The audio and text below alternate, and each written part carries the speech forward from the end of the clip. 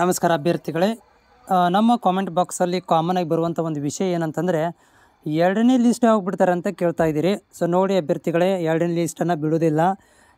ಈಗ ವೆರಿಫಿಕೇಷನ್ ಆದಮೇಲೆ ಲಿಸ್ಟ್ ಬಿಡ್ತಾರೆ. ಅಂದರೆ ಸೀಟ್ ಅಂದರೆ ಯಾರು ವೆರಿಫಿಕೇಷನ್ ಆಗಿರುತ್ತೆ ಅಂಥವುಗಳನ್ನು ಮತ್ತೊಂದು ಲಿಸ್ಟನ್ನು ಬಿಡ್ತಾರೆ ಹೊರತು ಇನ್ನೊಂದು ಲಿಸ್ಟನ್ನು ಬಿಡೋದಿಲ್ಲ. ನೀವುಗಳು ಏನೋ ಪ್ರಾಬ್ಲಮ್ ಇದ್ದರೂ ಕೂಡ ನೀವು ಏನು ಮಾಡಬೇಕಂದ್ರೆ ಡಯಟ್ ಕೇಂದ್ರಗಳಿಗೆ ಹೋಗಿ ಮಾಹಿತಿನ ಪಡ್ಕೋಬೇಕು.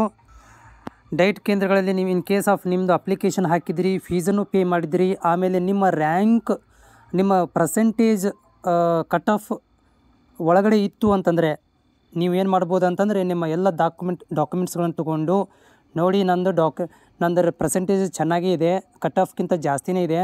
ಸೊ ಹೀಗಾಗಿ ನಂದು ಯಾಕೆ ಬಂದಿಲ್ಲ ಅಂತ ನೀವು ಡಯಟ್ಗಳಲ್ಲಿ ಹೋಗಿ ಮಾಹಿತಿಯನ್ನು ಪಡ್ಕೊಳ್ಬೋದು. ಆದರೆ ಎರಡನೇ ಲಿಸ್ಟ್ ಯಾವಾಗ ಬರುತ್ತೆ ಅಂತ ಕಾಯಕ್ಕೆ ಹೋಗ್ಬೇಡ್ರಿ. ಯಾಕಂದರೆ ಹೋದ ವರ್ಷ ಕೂಡ ಎರಡನೇ ಲಿಸ್ಟ್ ಬಿಟ್ಟಿರೋದೇನೆಂದರೆ ಡಾಕ್ಯುಮೆಂಟ್ ವೆರಿಫಿಕೇಷನ್ ಆದಮೇಲೆ ಲಿಸ್ಟನ್ನು ಒಂದು ಬಿಡೋದು ಬೇರೆ. ಅದಕ್ಕಿಂತ ಮೊದಲು ಎರಡೆರಡು ಲಿಸ್ಟ್ ಮೂರು ಲಿಸ್ಟನ್ನು ಬಿಟ್ಟಿಲ್ಲ.